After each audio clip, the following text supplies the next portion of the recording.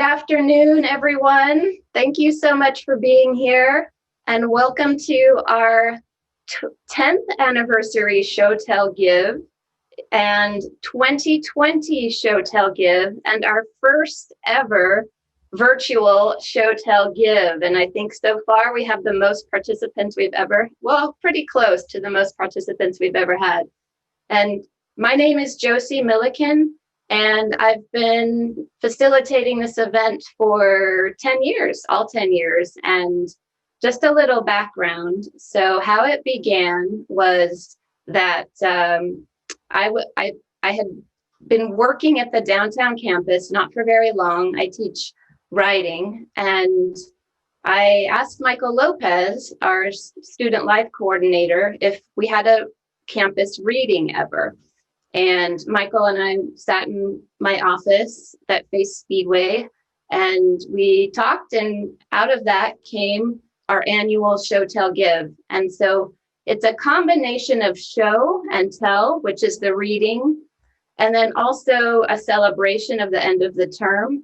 And then finally, there's a giving element. And every year we integrate some kind of a place to encourage people to donate if they're able.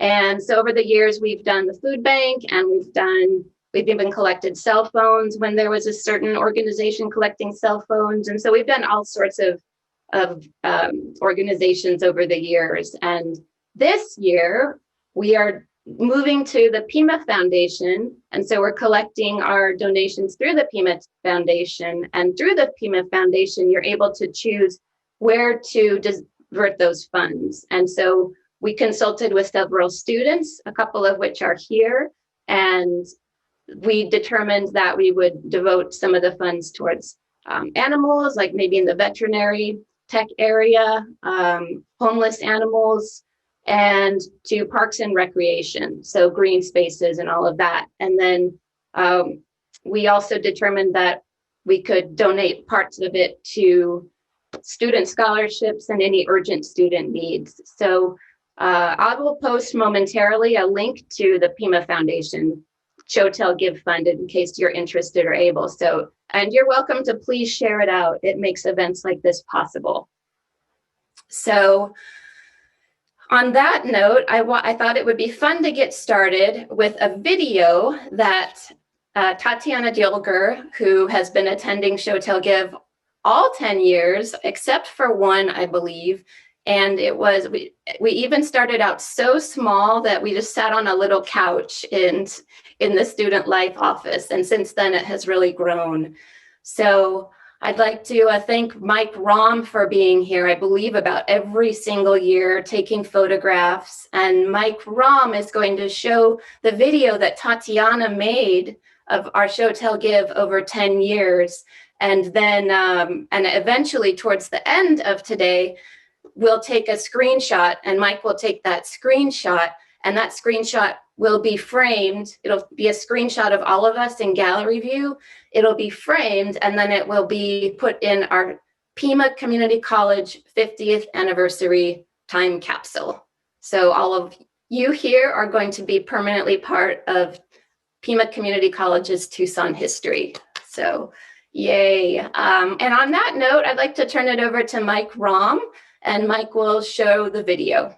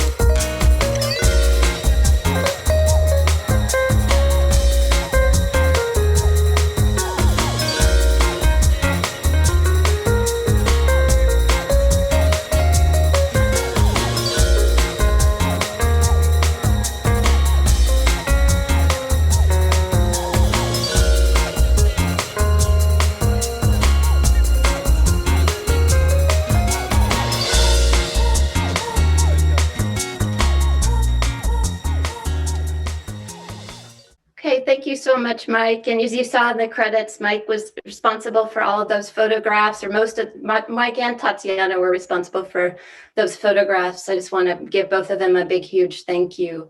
And before we move on, I just wanted to note that another piece that we're collecting for the time capsule is a collaborative poem. So Professor Rollins, otherwise known as Frankie, would you like to describe how this is being coordinated? If I can remember how to turn off the mute. Yes, we're just gathering lines, and I have 3 different prompts, and I'll just put them in at different times. The people who've already put in, it's already heartbreaking, but beautiful and profound, and we need to note it. And so if you see it come in and you want to post something that you experienced, put a line in and put hashtag STG if you think of it. And otherwise, I'll just scroll through the chat and find them later. And we're going to put it together for a poem for the Pima time capsule to come out in, what is it, 2075 or something? I don't know. So please share with us. We would love to hear what you have to say. Thank you so much, Frankie, for coordinating all of that. And I wanted to introduce two storyteller and fantastic writer and fantastic professor. Molly McCloy is here, and I'd like to turn it over to Molly to say a few words, and then Molly will turn it over to T.C. Tolbert, our poet laureate, who is here with a few words of wisdom. So Molly, hi all. Come on up. How you doing? I've got this is the only tree I'm gonna have is up here right now on the video. So, and I've got my Christmas sweater this year. I have looks like penguins, and then I have. Let's see. Can we get my pup in here? You guys see her yet? Hey, say hi, Sienna. Hi, Sienna. Hi, Sienna. I'm so glad to be part of this. Every year I've been attending for years since I believe the first year, maybe the second year, and I've been helping Josie out with some storytelling. We're going to do a storytelling contest a little bit later. So, think think to yourself, do I have a story, a true story for my life that'll last about 3 minutes on the theme of persistence? And that is available for the winner will receive a $50 gift card for that. So yeah, I think that's about it. It's just one of my favorite things. I was excited just to see the bios of the readers, and just to see people just starting out in their writing careers, and get to see the magic of some of you probably are doing your first reading. So this is great. Thank you, Molly. And here to express a few words and some wisdom is T.C. Tolbert. So if we can all clap silently or take off mute for a moment, I'd like to turn it over to T.C. Welcome, T.C. Thank you so much for being here. Hey, y'all. Thank you so much for having me. I've also been to, I want to say like 4 or 5 of these throughout the years. So it's pretty awesome to get to be here, even if it's virtually. It still is so nice to share this time and space with y'all. I was asked to share some wisdom, and I don't know that I have that.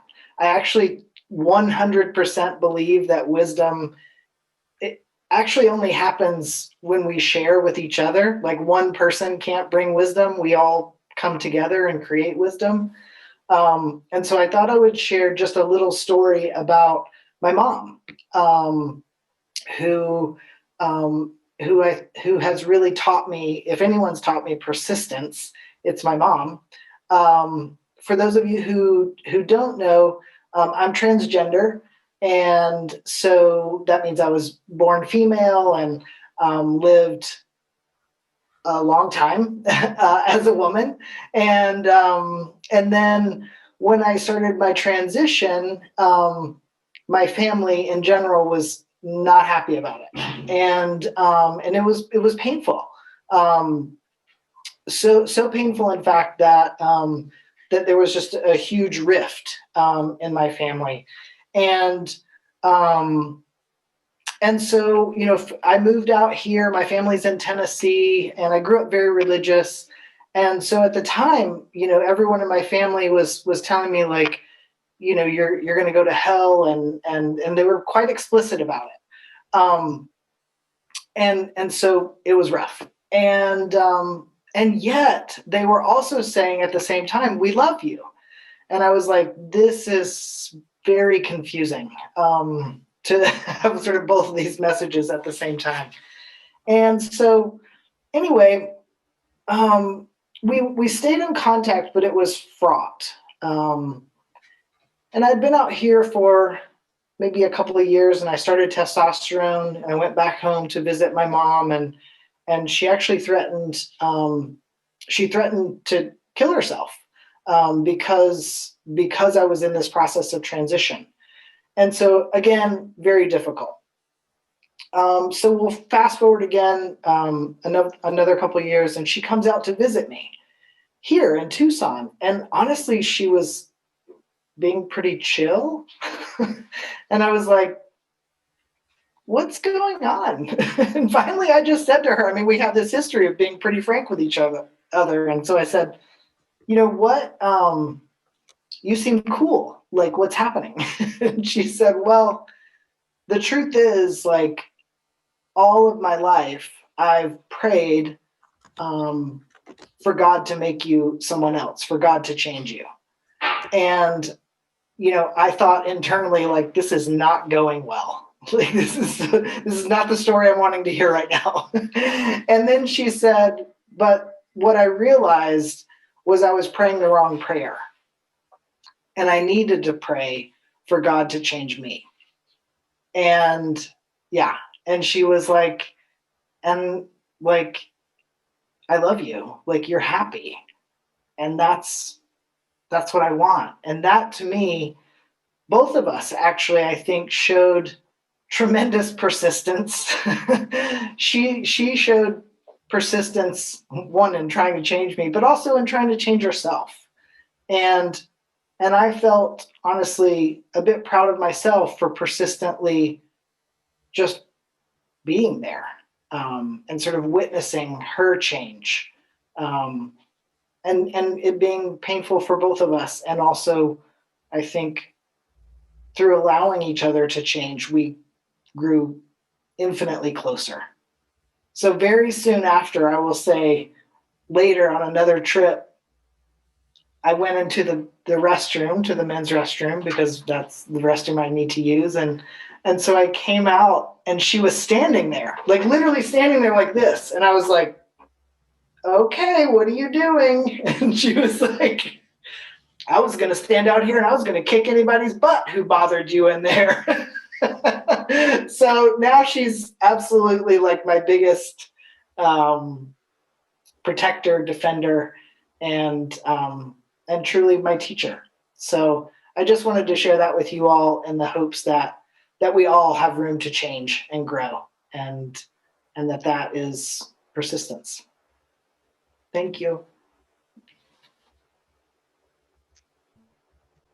Thank you so much, TC, for being here. And it means a lot to us, and your contributions over the years, and what you just expressed right now is, I can't even put into words, but I appreciate you sharing that with everyone. I know it resonates with so many people here. I've seen notes in the chat about how, meaningful that was, and your message. And so thank you so much for being you and being who you are, and allowing us to share with that. All right, so from here, we are going to move into our readings, and here to introduce our 10 readers. So we had 10 winners from our storytelling contest. We don't normally do a contest, but because this is our 10th anniversary celebration, the chancellors got involved and offered the chancellor's support, and we were able to fund a storytelling contest. So we're so excited this year to have 10 readers here, and they will be introduced by Max Luvanos, who is a student here at Pima Community College, and a student that many of us here know, and who runs and co-hosts a podcast called Peanut Butter and Jazz. So I'll put a link to that in the chat, because I know everybody wants to check it out. And one of the episodes, I believe it is the first one, has an interview with our very own Professor Rollins. So that's pretty exciting.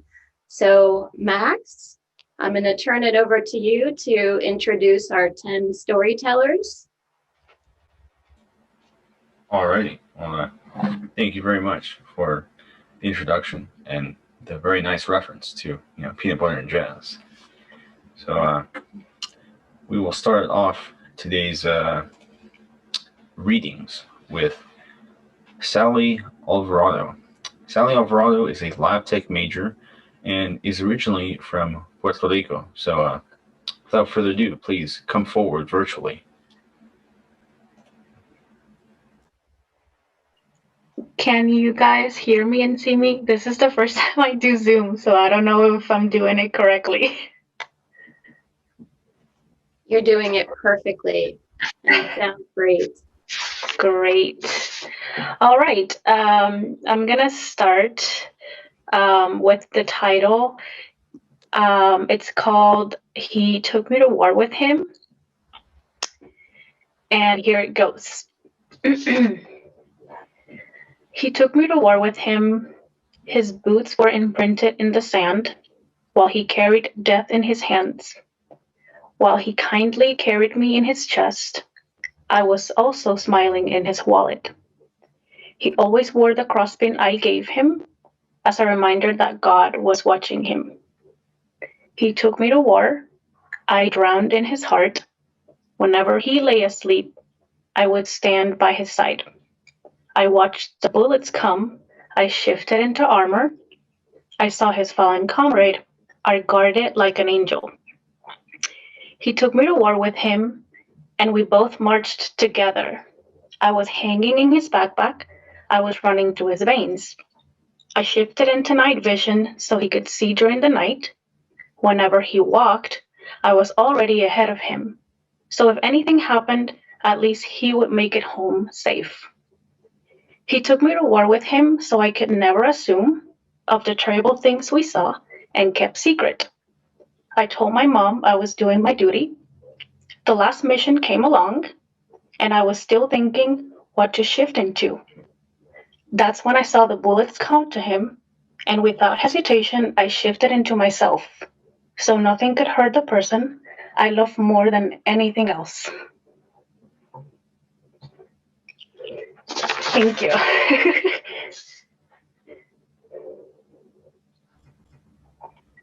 I know we want to clap for everyone, and we could all unmute, but I'm afraid of how much feedback we'd get. And so we can all just do our virtual clapping, or you can use an icon or anything like that. But that was beautiful. Thank you.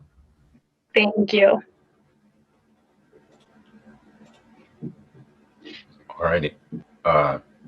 So would you like to move on to the next one, or are we asking, or are we providing like feedback, or? No, we can move right along. Oh, okay. All right, thanks. Thank you, Max.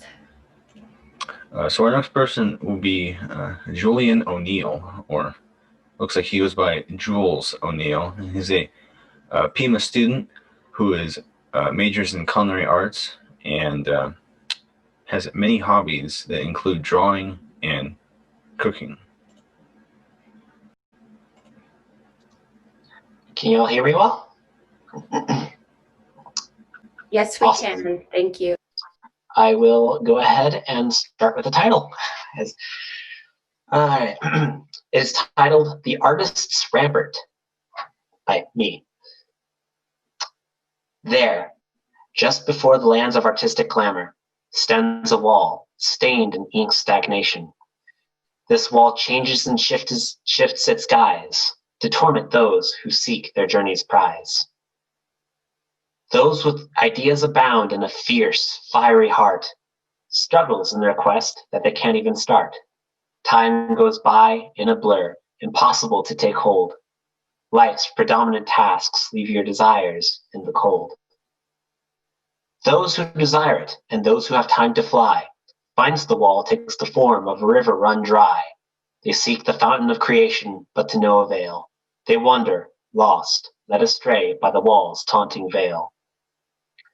Those who have a clue, and the day to perform, encounters the wall in its distracting, attracting form.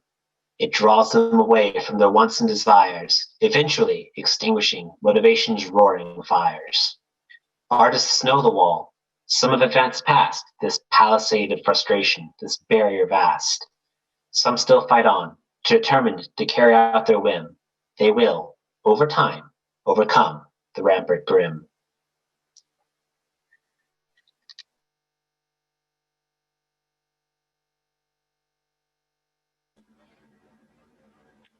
Very nice. Very nice. So our next person is Nicholas Valenzuela.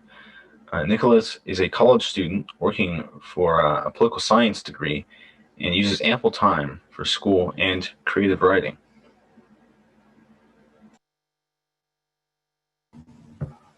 Hello, can you hear me well? Okay. Okay, well, I'll just get into it. I have a title I just came up with for it, Untitled You. Sometimes it occurs in a dream, and that dream bestows a face. The face that manifests is your vision of perfection, and you can only hope that the perfection you witness in the dream becomes reality. Rarely are you fortunate enough to romance this down-to-earth vision, and from every moment with its encounter has been ceaseless joy, but as life progresses and involvement in your future becomes apparent,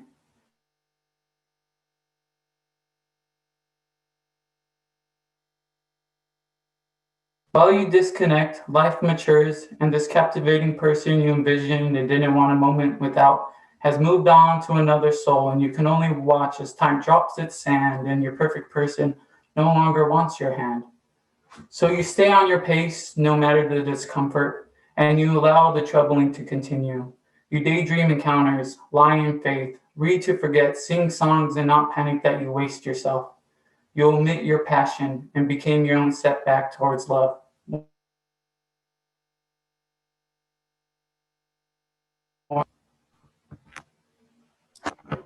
Did we lose him, or is that it?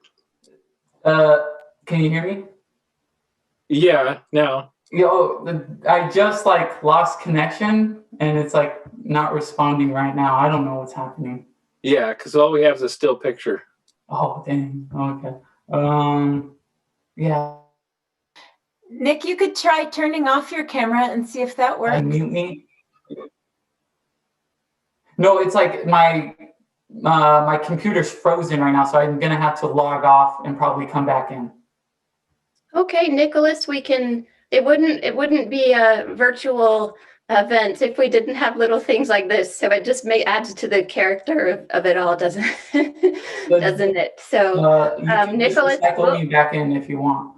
we'll let you back in, and then we can allow you turn it over to you at the end of our readers so that you can read your poem. I heard parts of it, and I know all of us here want to hear the whole thing. Oh, okay. Actually, I just got connection. Can I go again? Can I just go again? Of course. So you're connected now, and your screen is still frozen. So I think as Frankie said, maybe if you turn off your screen, that might help save bandwidth on your computer. Okay. So turn off your video, in other words. Yes.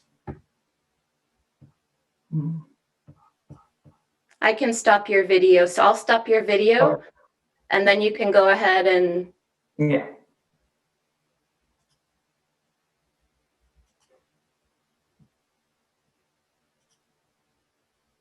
Okay, we fine? Please go ahead, Nicholas. Okay. Okay.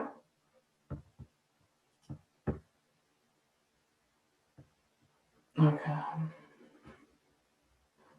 Sometimes it occurs in a dream, and that dream bestows a face. The face that manifests is your vision of perfection, and you can only hope that the perfection you witness in the dream becomes reality.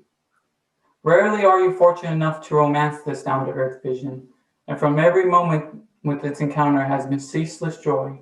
But as life progresses and involvement in your future becomes apparent, you may disconnect with your perfect person, and melancholy washes over like dry air. While you disconnect, life matures, and this captivating person you envisioned and didn't want a moment without has moved on to another soul, and you can only watch as time drops its sand and your perfect person no longer wants your hand. So you stay on your pace no matter the discomfort, and you allow the troubling to continue. You daydream encounters, lie in faith, read to forget, sing songs and not panic you waste yourself. You omit your passion and became your own step back towards love. More power to you.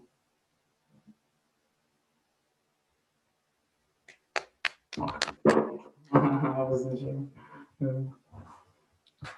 Nicely done, Nicholas. Yes, thank you very much, Nicholas. Then our next person is, apologies in advance if I mispronounce your last name, but it is Tristan Eric Bergmanis. Once again, sorry if I've mispronounced it. No, you pronounced it right. Oh, awesome. Yeah. All right. The final frontier. Too many lights. Too bright for such a somber occasion. The old man couldn't bear to look up. Only out the window. Through it, he saw an endless expanse, glittering with countless stars. Infinite possibilities, yet also infinitely empty. He wondered if that was what awaited him at the end of the hallway. He glanced back behind him to see who else had chosen his fate. A vast array of gray hair and wrinkles, some haggard and exhausted, others peaceful and content, all silently consulting their past. A massive number of people, and an even more massive amount of memories, all the better for where they would be going. Last week had been his 70th birthday, and just like all the other 70-year-olds in the galaxy, he was presented with a choice. Take a painless pill and die surrounded by family and friends, or have his consciousness uploaded to the Philia, becoming part of the hive mind which supported every facet of interstellar society. In practice, the two choices were quite similar. Only the destination would be different. During assimilation, one's ego would be subsumed into the Philia's greater consciousness, but their ideas, emotions, and principles would be stored for posterity as a folder in its endless data archives, to ensure that the collective never forgot what it meant to be human. The old man's life had been a fine one. He'd had his fair share of love and happiness. Nothing worth noting at this point. Not even his name would matter within another hour or two. He had already said his last farewells and left this world behind. Even so, he could still feel a dull anticipation in his chest. It reassured him. It meant he had yet life left to give. His final hours continued to go by at a snail's pace, but when his name was finally called, it seemed like no time had passed at all. He took a few moments to gaze out the window once more, grateful for one last look at the stars. A woman then gently guided him into one of the many assimilation rooms, where he was greeted by countless machines and several ferrymen clad in the purest white robes, their faces concealed by cloth. At the center of it all stood a raised leather bed, as white as the rest of the room. As he lay down to rest, the woman spoke softly into his ear, but he wasn't listening. He just stared into her eyes while the ferrymen did their work. All he saw was a reflection of himself. His past wouldn't be going anywhere. Slowly slipping away, the old man turned to the future. He smiled. All right.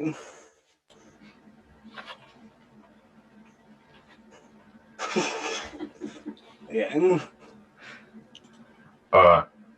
Before we move on to our next person, I think it's still important. I didn't mention who Tristan was, a bit of his backstory. So Tristan is a 19-year-old kid, and it's pretty awesome. He lived in Germany for half of his life. That is very interesting. And he's currently working on an advanced culinary certificate. And as we all just witnessed, writing is one of his favorite hobbies. He's considering pursuing it as a career option once he transfers to university. So once again, thank you very much, Tristan. And next, we move on to Alexa Lewis. Alexa is a mother, PCC student, and as she stated in the chat, she's a sexual assault survivor from Tucson, Arizona. So please welcome her. Can you hear me? Yeah? Okay. So I wrote a poem and it's called Who's Counting? So statistics show 1 in 3 women will have become victims of sexual violence at some point in their lifetime. I think of how unlucky I must be to have been sexually victimized 3 separate times before the age of 21. I think of how unfortunate it is to have a friend group of 6, and out of us 6, 4 of us were victims of sexual assault before we were even 18 years old. I was only 13 the first time, and 19 the second time, 20 the third time, and how scary to think that I cannot guarantee it will be the last time. The numbers just don't add up, and it's only visible if you're counting. That's it. Thank you.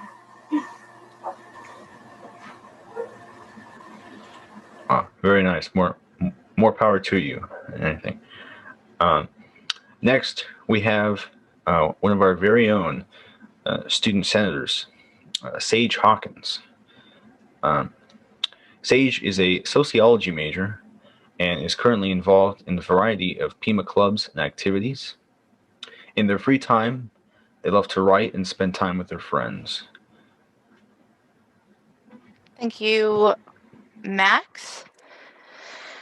So I'll start with the title as well. This is called Almost. Almost is the word that sits heavy on the tongue. Almost tells a story. Almost speaks of heartache and friends long forgot. Almost is a chain around the heart, each link a moment swallowed up by the past. Almost is a 6-letter word with 2-ton weights.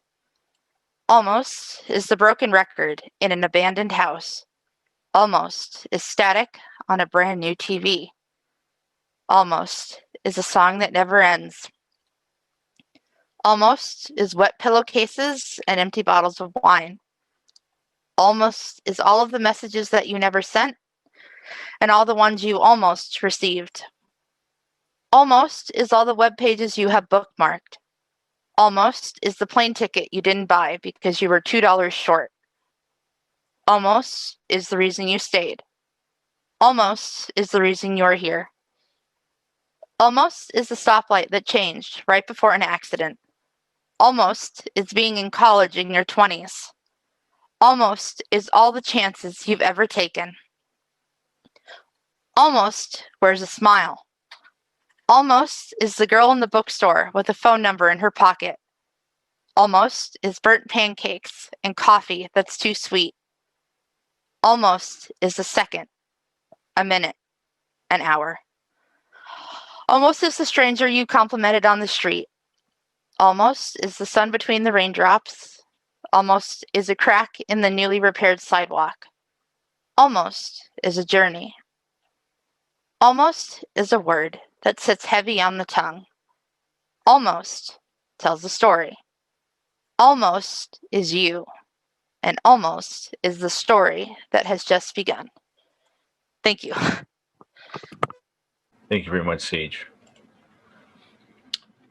The next person is Chloe Burgett, or I hope I pronounced it correctly. Apologies if I didn't. Chloe is getting her Associate of Arts degree at Pima at the end of this semester, so congratulations. And will be transferring to a university to get a bachelor's in English. She is so excited to be pursuing a writing career because she is extremely passionate about it. And she started composing short stories at the age of 10. So without further ado, please welcome Chloe. Hi, I hope everybody can hear me. Yes? Okay, cool. So my story is called The Fate of Eye Contact. She walked toward the bagel shop in the inky twilight, craving a late night snack. She saw a broad set of shoulders outlined in the window. A man was sitting on a round stool, staring out into the night. He was stooped in a way that seemed to say simultaneously, "Leave me alone, and please talk to me." Her curiosity got the best of her. She realized too late that she had been staring at him, wondering what depths he hid. Their eyes collided as she got nearer to him. His dark brown seemed to meld with her hazel green. At that moment, she felt layers of waves of sadness and dejection, and maybe even a small glimmer of hope. A young man inside the restaurant was carrying a stack of trays, startling the man on the stool by bumping into him. This broke the connection their eyes had made. After this, he tried desperately to catch her eyes again, as though trying to manufacture another startling moment. She continued to walk towards the door, averting her eyes, even though she could feel his on her. She walked to the entrance and glanced over at him. She noticed the seated bagel lying dejected in front of the man, as though he was too depressed to eat. It was such a small thing that had happened between them, but it felt like so much. The woman realized that the man was someone with whom she felt an instant connection. She needed actually to meet him and to know him completely. She turned to the stools and realized that they were all empty. Every single one. Sadness washed over her. She felt hollow at the thought of never seeing him again. She walked with heavy-laden shoulders, the melancholy pushing in as she sat down on the still warm chair that he had vacated. She looked out into the night, her shoulders lifting and falling in slow succession. She sat, her food forgotten, and she waited. For who? She knew not. Her eyes saw movement in the parking lot, a flash of hope and longing, but it was just a man emerging from his car. All she was to him was a pair of slumped shoulders and sad hazel eyes in the storefront window. Little did this man and woman know, the cycle was starting over yet again.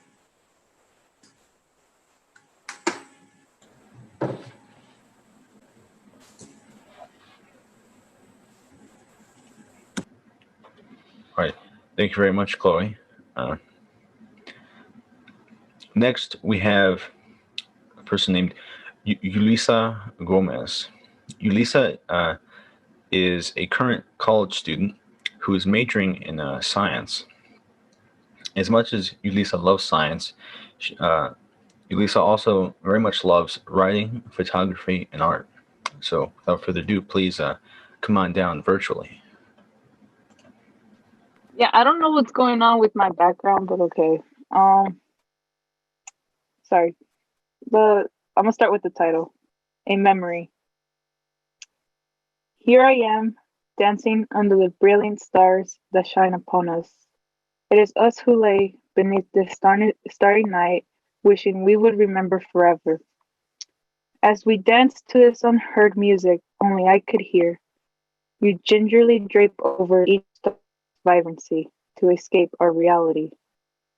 Your presence lingers in the wind like a constant stream of endless memories, but your departure leaves an emptiness that is unexplainable to this infinity. Looking up at the dark pepper sky, I drown in your hidden horizons. Glittering stars ache for my attention, but are silenced with the hums my chest is orchestrating.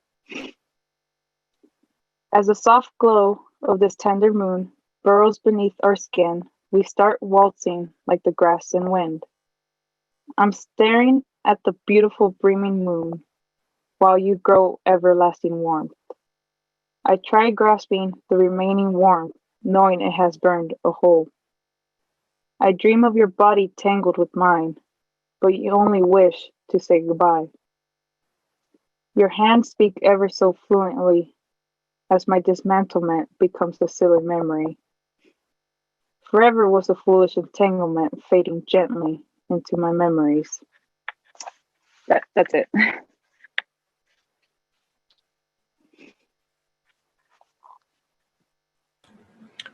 Thank you very much, Lisa. Next person we have is Teresa Wynn. Teresa spent the first half of her second year at Pima indulging in her hobbies of creative writing and drawing, even though she is a science major. She was born and raised in Tucson for 20 years, but grew up with Vietnamese culture, through the food and family reunions consisting of aunts bickering at each other for childhood grudges and cousins playing drunk influence card games. So, without further ado, please very much welcome Teresa. Hello. Kind of got cut off guard because my dad just asked me for help, but it's okay. Anyways, all right. I'm in a presentation right now. Is it okay if you could come back to me later? Sure. Thank you. All right, so while we wait, next person we have is Bonnie Dunham. Bonnie is a creative, open-minded, active, and seriously fun grandmother and lifelong caregiver.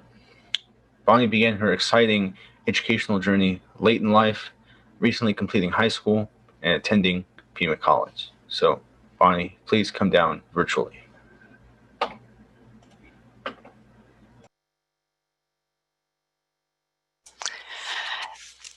Just because I wrote it doesn't mean I can read it, but I will try. And I would like to dedicate this poem to the memory of Stephanie McLean. One day a salesman came knocking on my apartment door. He was selling a dream, raison d'etre, amour. I bought it lock, stock, and barrel, so extremely virile. Tiny house, tiny car, tiny yard, tiny dog, and lovely suburbia where all things look the same and nothing ever changes until one day. The day I went downtown, the shop was world renowned. I bought a brand new blouse. Then I could not find my house.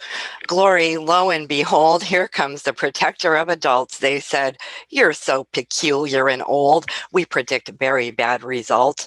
How will you get around in your messy residence? We fear you will fall down. This makes perfect sense. You will bust your petunia and break your left knee. Someone will sue you. The sooner you leave, the better off you'll be." At the old folks' home with the duffers and the rollers and the puppers and the pullers, the bitters and the snappers and the jittery power nappers. At the old folks' home where the pitter patter putter party suffers sympathies. All those glitzy glamour, fancy manners, days gone by. In my fuzzy flannel piggy jammers, all night long I cry. I sit by my window each afternoon, waiting for someone, but I don't know who. One day they will spend time to visit with me. I do understand. There's no guarantee.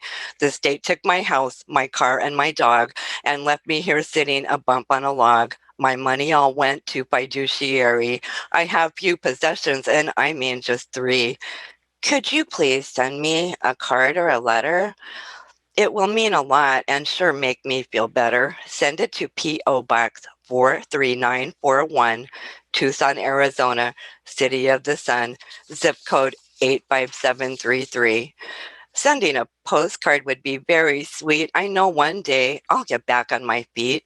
In the old folks' home with the rompers and the clinkers and the sombers and the winkers, the frumpy fairy floaters and the grumpy snack controllers.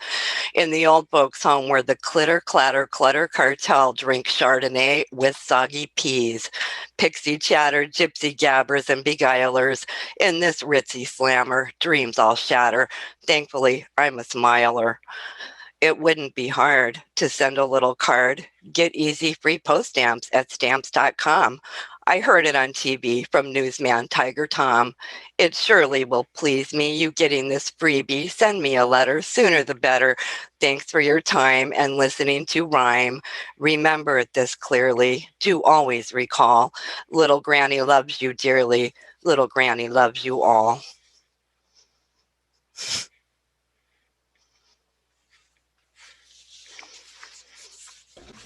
Thank you very much, Bonnie. Thank you. And so now, Teresa, we will allow you to say your creative writing now. All right, thank you.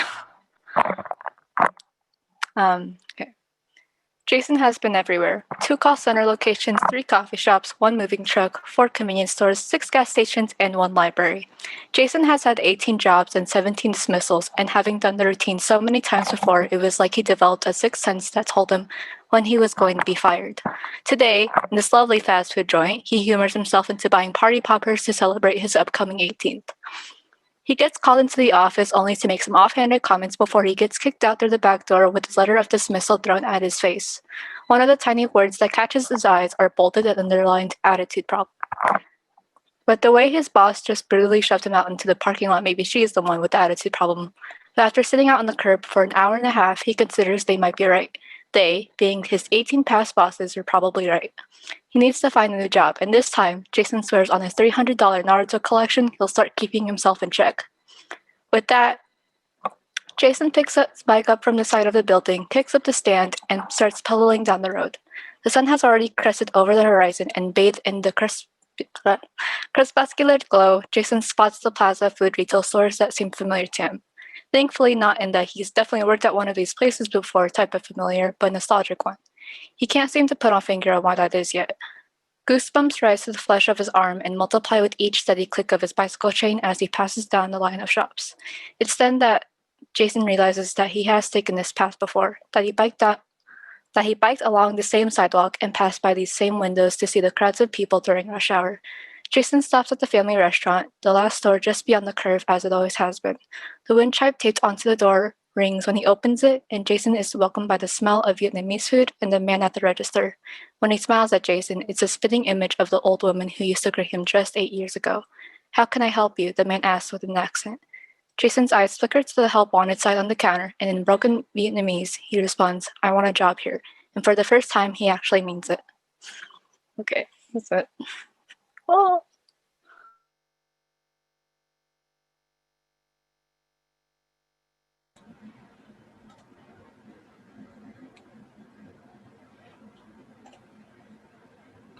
Well, Josie, I believe that is everyone from the list. Yes, thank you so much, Max. And hi, Teresa. Teresa is a student of mine from about a year ago, right?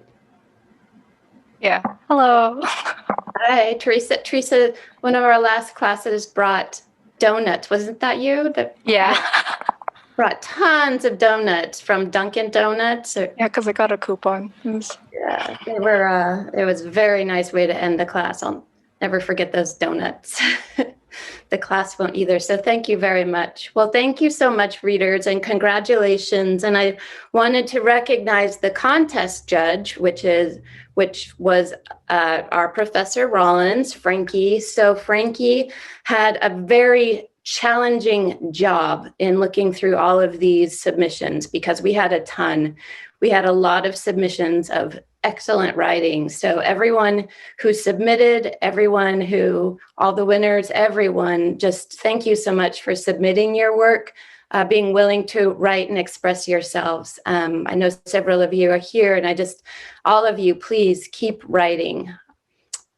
Frankie, would you like to say any words about the submissions and judging? It's just a joy. Like, here we are in our little homes, all cut off from each other. And then I got this slew of creative writing from all these different voices. And the best part of it was it just made me remember that your hearts are out there beating and all these thoughts and all these different lives. It just really sort of reinvigorated me. So thank you so much for all those beautiful pieces. Thank you so much for your work, Frankie, and your hard work with students. And Frankie is a publishing writer, has several books out. So I encourage you to take one of Frankie's classes or look for Frankie's works on the internet. You'll find them pretty easy. So let's see. I think we're at a point where we can move into our storytelling contest on the theme of persistence/perseverance. And that was a student chosen theme. I believe it was Max actually who came up with that idea. And so Molly, I'll turn it over to you and you can let us know what we need to do. Okay, well, I think what we're going to do is we're going to take 3 people. So How are we going to do names in the hat? I guess we're going to choose 3 people at random. And you guys, I guess private chat me and we'll see who wants to be in the contest. I'm sorry, I didn't think this part through. I'm just realizing. I was like, I asked Josie about the judging and she's like, I haven't taken care of it. I was like, oh, wait a minute. What if we have more than 3 people? So private message me if you would like to do the storytelling contest. So the way that this works is I do live storytelling with the Moth, if you've ever heard the Moth Radio Hour. And so you will have 3 minutes to tell a true story from your life on the theme of persistence or perseverance. Josie has a setup for the judging where people are going to put the winners in, and then the winners will be chosen by the audience, so we don't have official judges. And what we want is really honestly something similar to the story that TC told at the beginning, just a short, simple story on the theme, something that's true, something that happened to you. I believe that Max chose this particular topic and we all agreed on it as a good topic for 2020 and a good topic to bring up a good necessary element of any story, which is a little bit of conflict, and a little bit of survival impulse. So this is a $50 gift card is going to be given to the winner. And I would say just private chat me if you want to tell a story. Got a live one already on there. Oh, do we have a volunteer? Carolina. Carolina. Okay. I think we also have Alexa, Jules. Okay, so we've got Rebecca, Bibi. Forgive me if I'm mispronouncing anything. Jules, Alexa, AJ, and then who else is on there? So we have on we know Carolina and we should have noted that anyone can volunteer, but except for those if you've read already. So I think Jules and Alexa, if you're the same ones who read earlier, we want to open it up to other people just to be. I think that is right. I think we did agree on that. Okay, so you know what? It doesn't have to be private to me. I guess it makes more sense to say it to the whole group. I'm sorry. I'm just trying to figure out how to do it. Okay, so we've got, let me see if I have the list right. I think we have Rebecca and then Alexa and then AJ. I believe it's the Alexa who, is that Alexa are you the one who already? Yeah, so Alexa read already. So Carolina. Okay, so Carolina and Rebecca and AJ.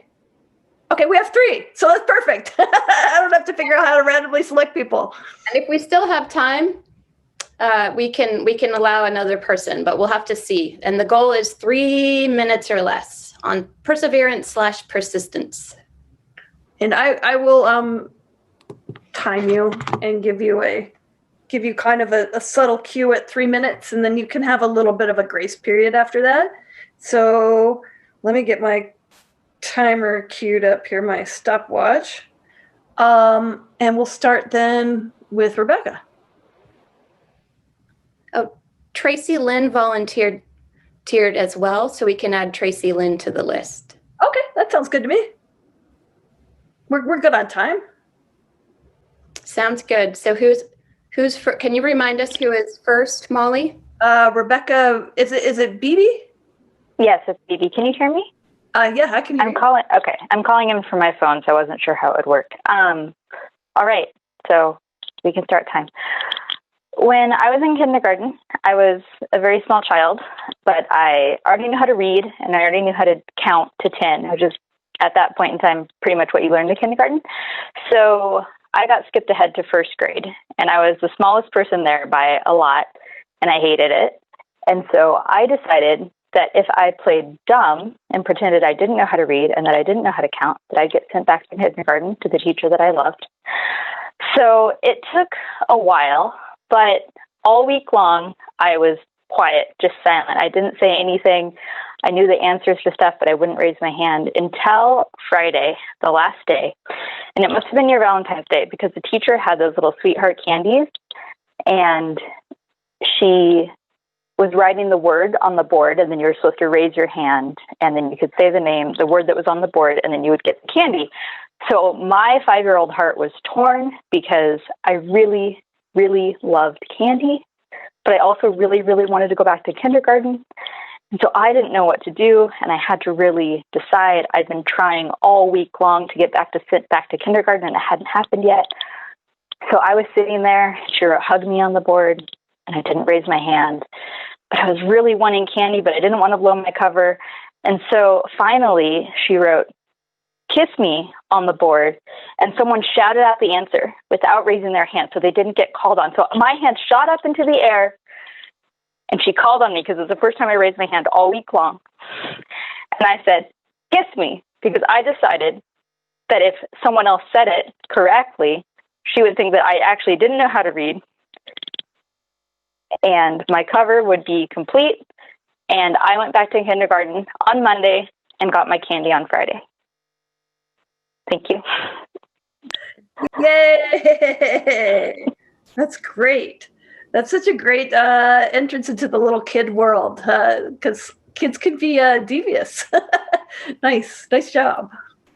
And we should also clarify that everybody who's here will participate in the judging. We'll send out a poll. So be thinking of as each storyteller reads and you're enjoying it.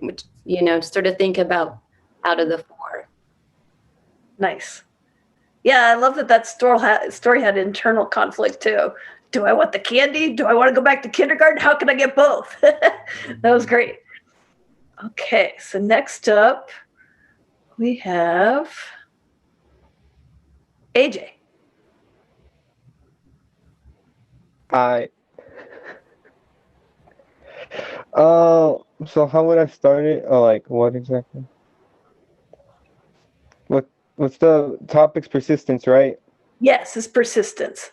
Okay, this is Start whenever you're ready. okay, I'm ready. So in 2013 to 2016, because my biological mother lost her custody, I was over with medication, so I talked to my dad. I kept talking to my dad to lower the meds, change the meds. They weren't right. They were bipolar medication, and I felt like it wasn't right for me. So I kept talking because, I used to be quiet because I was asleep all the time, but I wanted to get the meds off and I wanted the right prescription.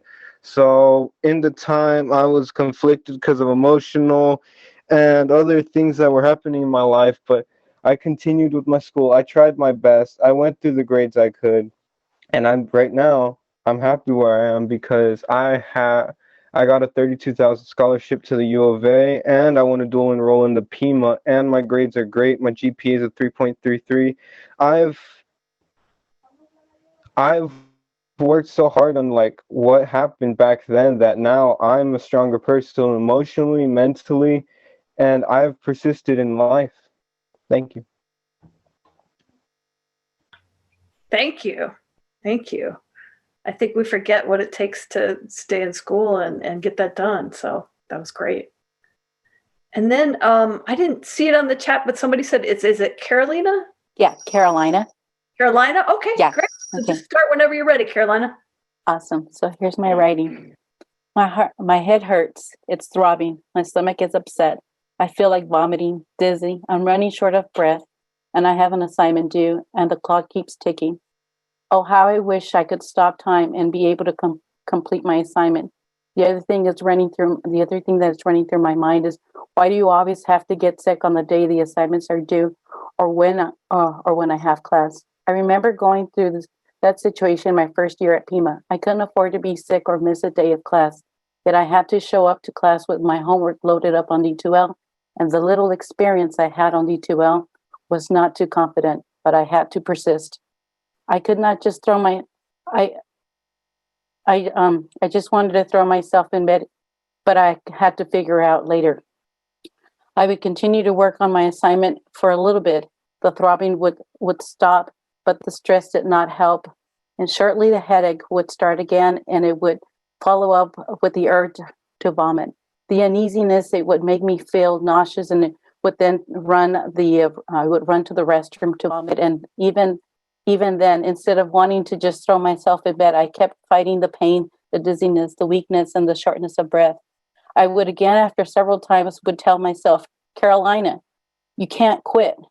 But I feel so sick. Yeah, that's true, but you can't rest. You can rest your mind and body once you submit your assignment and once you're done with class. Oh my God, that was so difficult. And I did it a few more times throughout the semester, and I never missed the day. I was persistent, and it was all about self-talking to myself, about crying, about overcoming the crying and the moaning about the pain. I would later then overcome it. It was all real and true, but I'm so glad I persisted. Thank you. Thank you. Thank you. I think that working through pain thing, I've been having problems with headaches lately, so I hear that. Where'd you get your hat? I made it. Oh, it's beautiful. I love it. Nice. Thank you very much. Thank you. And there was another person, Josie said? Tracy Lynn. Ah, Tracy Lynn, you are next.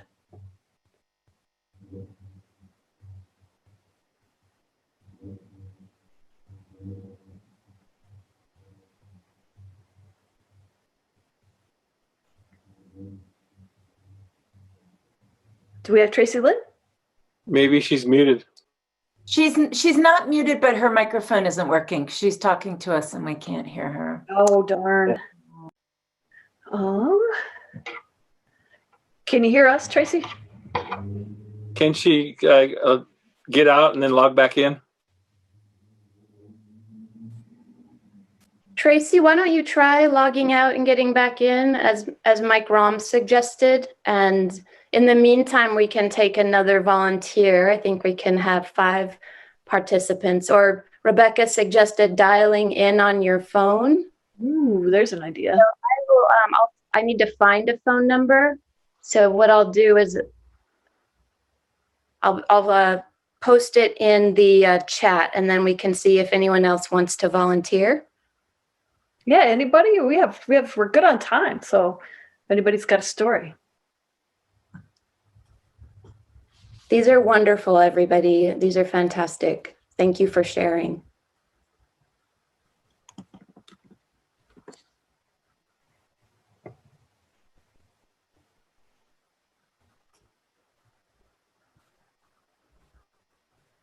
Molly, are you seeing any volunteers? Let's see. I think people are teasing Tracy Lynn and telling her to show some persistence. People are in Tracy Lynn's corner. We really want to get Tracy Lynn up for a story here if we can work that out. Everybody's like, come on, Tracy Lynn, let's get a story. Yeah, here, I'm going to join in too.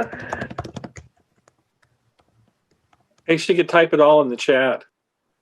And that's a possibility. That's every day on Bongo for me and D2L teaching. All right, there's the phone number.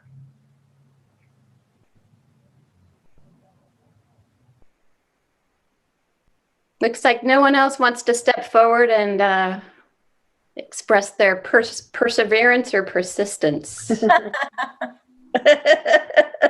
I am seeing, though, lots and lots of comments about perseverance and persistence in the chat, particularly in relation to the COVID. And just as a reminder, if you came in late, Frankie is facilitating a poem, a collaborative poem. So if you have a line to add, I believe, where are we at now, Frankie? What part in the poem? Is it about how we changed or? Yes. Okay, so how we changed. So if there's any way that you have changed during this time, you can write it in the chat. It'll be added to the collaborative poem, and just write hashtag STG after it so that it signifies that it's going into the poem. Ah. So still no volunteers. Well, I got a message that says any of those numbers should work. And then we have more numbers coming from Frankie. we want you to tell your story, Tracy. This is Tracy Lynn persisting, right? This is true. Yeah, definitely. Virtual communication. Wish we could call Tracy Lynn. We could also take your persistent stories in the chat, but I'm a little afraid it might get mixed up with the poem, but which might not be a bad thing. Fine. Do you have a persistent story, Molly? I was trying to think. I mean, I sometimes don't see my own persistence. I tell this story about getting a fake ID, and then someone's comment on it was that was persistent of me. Probably more so than the legal things I've done. But I did have to, I tried everything I possibly could. I tried to borrow somebody's ID. That didn't work. I tried to, your Arizona ID is used to write your information down. So I tried to alter what I'd written in, and it looked ridiculous. So that didn't work. And then finally, a girl across the hall from me was a student from Hawaii. So she was never going to use her birth certificate to get a driver's license. So I was like, okay, can I borrow your birth certificate? And unbelievably, she said yes. And then I didn't even have a car. So then I had to borrow a car from somebody else. And I borrowed a car from somebody else, went to the Flagstaff DMV with somebody else's birth certificate and a really bad photo ID that I'd made so that I'd have backup ID, which they never asked me for. And then I had to take the written test. And then I get out in the car to go take the driving test as this other person. And then the guy has me test my blinkers, and then he has me test the horn. He's like, the horn doesn't work. You have to come back tomorrow. So then I had to go all the way back to the dorm, like knock on all the doors. And then finally I borrowed another girl's car and then drove over there, And then it was the perfect scam because it could never be traced to my address because like 4 different people shared the post office box at school. And then about 4 days later, I got a Arizona driver's license. My name was Maureen Conboy, and I was 2.5 years older than I really was. So that was pretty persistent because I had to borrow 2 cars. That was incredible. I'm still trying to make that one a good written story. I can't quite get it right, but maybe it just needs to be shorter.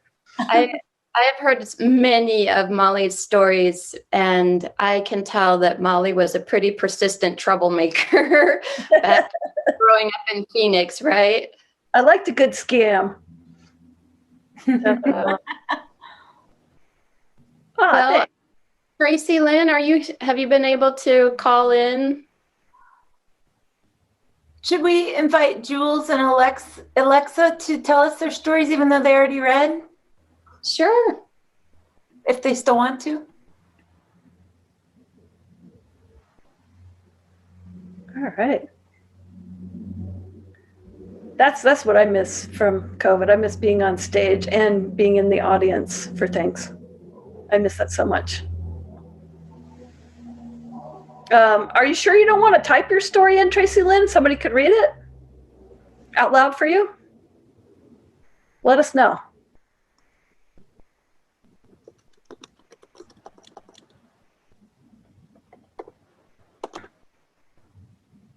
AJ, I hear you.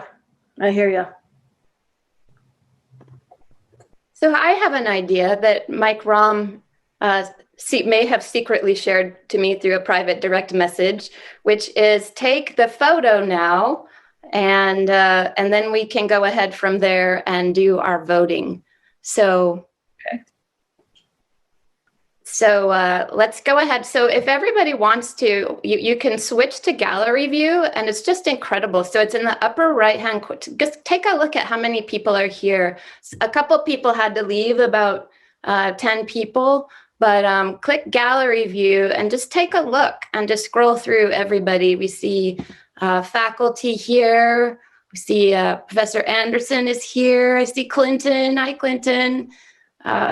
So many different people and fantastic writers in TC, and there's a Michael Lopez's Cool Santa. There's Michael Lopez's Cool Santa. And if everybody who doesn't have a camera on, turn your camera on if you have one. Yeah, and if you don't feel comfortable, that's And understandable. just turn your camera off if you don't feel comfortable. So then if everybody's all centered, I'm going to go ahead and take the picture. And look up towards wherever your camera is instead of, on the screen. And we have 38 people. Are they all showing in your view? Because to the right, there's a little, for some of us who aren't showing all the gallery photos, there's a little arrow that goes to the right, and you can click that and see everyone else. Okay, so let's go ahead and smile, everybody. Okay, I'm going to get the second set now. So, oops.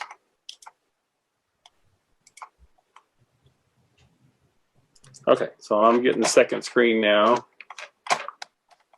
So we don't know what screen we're on, but we'll just pretend like we're all on the same one. How's that? Yeah, then I'll put them all together. Here we go, smile. Okay, and 2 of 2. So I've got everybody, I think. You want to try it one more time, just for? Okay, let me do it one more time, and I'll do it a little bit quicker this time. And Will you let Nicholas have his camera back? I think you stopped it when he was having trouble and he can't get it back.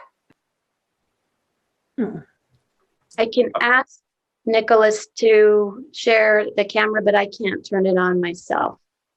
Okay, I can go ahead and put his picture in. I took a picture of it. There we go. So I can put him in later. So everybody smile on the first set. Okay, now I'm going to the second set. And everybody smile on the second set. Thank you very much. Thank you so much, Mike. And share those with all of us. And if you want a copy of it, just go ahead and email me or Molly, and we will be happy to share that group photo.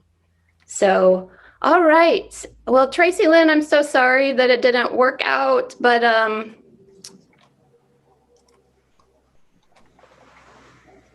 next time for sure.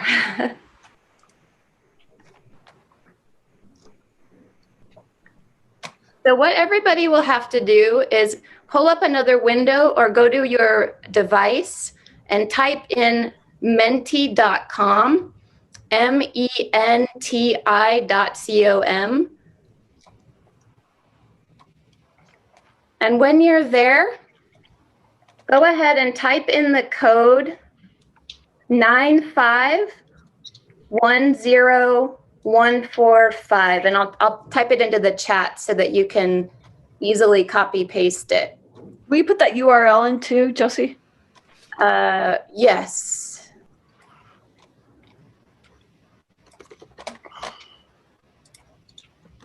That's a really good idea.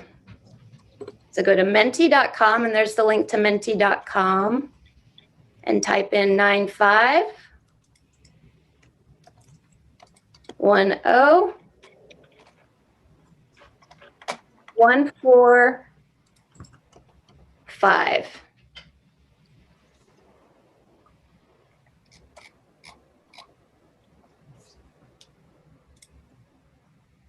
And you should see an option to vote.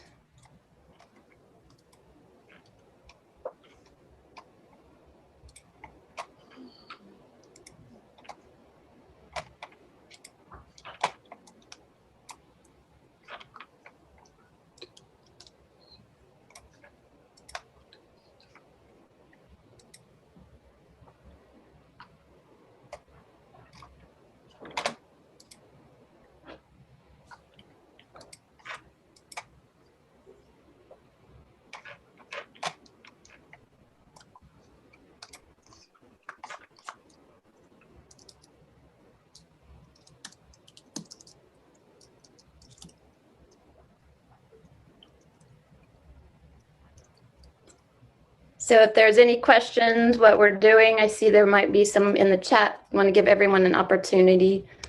Go to menti.com, and I posted a link in the chat, and then type in this code that I'm putting in the chat right after menti.com.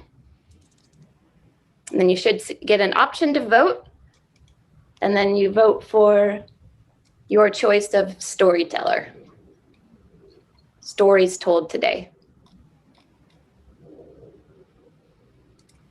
So if you're done, go ahead and let me know. I don't want to turn off the voting.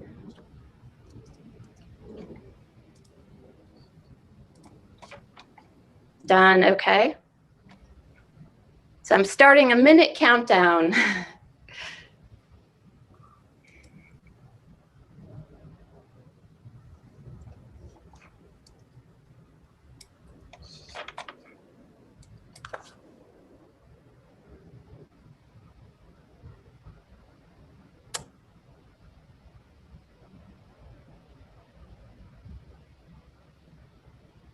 I think Tracy Lynn, Bonnie was one of the readers for the creative writing contest.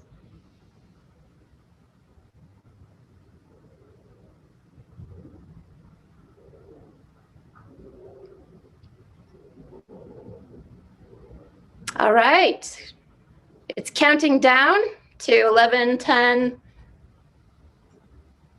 I'll show you what we have. Oh my goodness, it's so close. And the voting has closed. So close. All right, Molly, I'll turn it back over to you. All right, congratulations to everybody. I thought those were great stories, and yeah.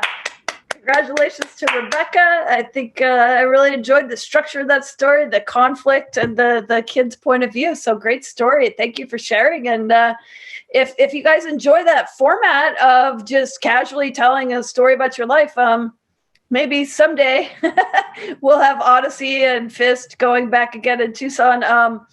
I'll be telling a story on the 16th at the fairgrounds for the Arizona Daily Stars Storytellers Project, and that's a drive-in event. I have no idea how that's going to go, but if you guys want to drive your car in for drive-in storytelling, that's going on the 16th. It's called the Storytellers Project. It's through Arizona Daily Star, and but also. If you want to look up, I'll put them in the chat. Odyssey or FIS are both doing sort of online virtual versions of what they used to do for audiences. And hopefully someday we'll be back to audiences soon. But I'll put Audience and FST. Those are two organizations in town that you can tell stories for.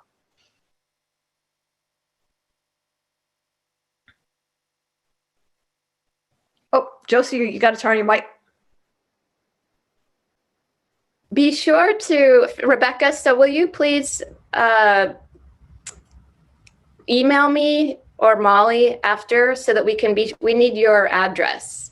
So please go ahead and be sure to let us know your address and your student number and all of those different fun things. And so from here, I think we're almost to the end. And Frankie, what would you like us to do one last prompt for the poem? Let me think of one. Oh, yes. A daily thing that gives you courage. What thing every day, something you do or see, what gives you courage right now during COVID? Go ahead and stick that in the chat with the STG.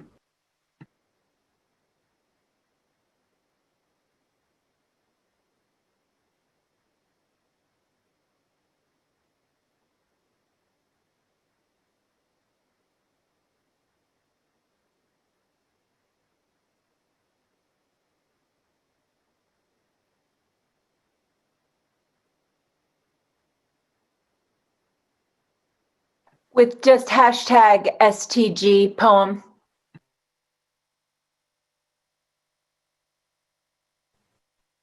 Rebecca, I'm sorry I sent mine just to you. I'm going to send it to everybody now. Baby girl learning to dance, frontline workers, creative expression, stray cats in my yard. My son gives me courage, knowing one day things will be better on the other side. Good Wi-Fi, students, new president, books. Every day God gives me courage. My typewriter, a hot shower gives me courage. Every time I see someone wear a mask, it gives me courage. Serenity prayer, students. A daily thing that gives me courage is my goals and plans I've mapped out and how I have changed and become a different person. The different events I have seen through different communities through college. Jazz. Good one. That'll be a good last line for the poem. Music. Beautiful. Thank you, everyone, for participating in our poem. My family and friends spending time on FaceTime. Thank goodness for this murky tech we have. Those are wonderful. Oh, I love these. I don't understand. This is what I so admire this about Molly. Molly's always said, Josie, if you're willing, you can, tell a story on this theme or this, and I, just submit your proposal. And I've always, I can't do it because I so admire people who can just write beautiful things on just in a second, or can express things, on a just ad hoc, without much warning. Or so these are incredible. I'm so happy to see these, and I'm touched and I'm inspired.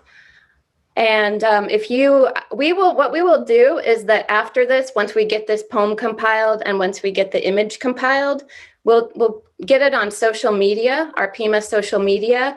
But please, I'm going to put my email in the chat, and so give it a couple days. But if you haven't seen it anywhere, please go ahead and email me, and I will send you the poem and the image that we all created. So once again, thank you so much for sharing this 10th anniversary Show, Tell, Give with all of us. It's just every year, I feel so just touched by everybody share. I know it's not easy to share words, but it's so important in the world. And every year it just seems more than ever, the world needs your words, your talents. And so please keep writing, keep expressing, keep sharing your voice out with the world. Oh, I'd like to say one more time, thank you to Mike Rahm, Michael Lopez, for being here every single year. You're going to keep being here, persisting with all of us many, many decades to come. And thank you, Molly and Frankie, and all the faculty are here, all the administrators, Dean Chavez. It's just so wonderful to see your faces, and hope you stay safe and take care and be well. Big thanks to Josie for doing this every year, bringing everybody together and creating this wonderful sense of community at this time of year. It's really great, Josie. Well, thank you so much. I couldn't do it without all of you, so thank you.